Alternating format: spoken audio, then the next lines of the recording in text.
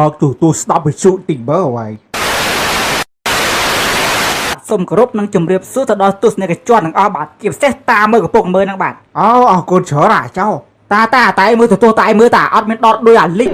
អូរាប់បលយកអាចភ្លេចអាចៅអើយបាទសូមជូនព័ត៌មានតានេះចាស់ហើយតាចូលចិត្តមើលតាព័ត៌មានរឿងជប៉ុនទេបាទព័ត៌មានដំបូងគឺបរិះ2នាក់បានឆ្លោះប្រកែកគ្នាខ្លាំងពីរឿងកាន់ជើង idol ក្នុងកម្មវិធី The Voice Kids Cambodia រហូតជាដល់ការកាប់គ្នា3ពូថៅថែមទៀតផង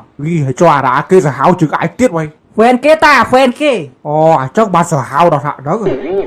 បាទសាកសពដែលត្រូវគេកាប់3ពូថៅនោះត្រូវបងប្អូនសាច់ញាតិដឹកបញ្ជូនមកផ្ទះហើយជប់លៀងតាមប្រពៃណី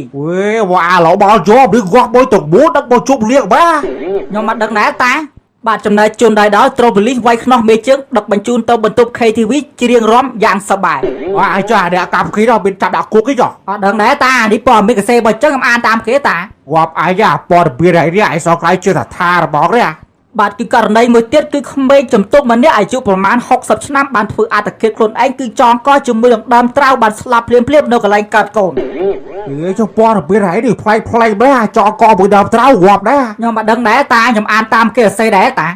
បាទមូលហេតុដែលក្មេងនេះចងកគឺមកពីខ្លួនតូចចិត្តនឹងអ៊ីនធឺណិតដល់ slow ពេកបាទចុះអាលេដែរគិតខ្លីលំឡាបាទព័ត៌មាននេះបើយោងតាមអ្នកលក់ពងបានអាម្នាក់បាននិយាយរៀបរាប់ថាករណីនេះបានធ្វើឲ្យផ្អើលអស់ជ្រូកមាន់ទាគោក្របីពេញស្រុកពេញភូមិតែម្ដងព័ត៌មានហើយនេះអាចស្ដាប់ដូចជាយល់សោះរបស់ទេតែឯងយល់អត់ទៅបើខាងខ្ញុំអត់មានព័ត៌មានផ្សាយចេះផ្សាយទៅហ្នឹង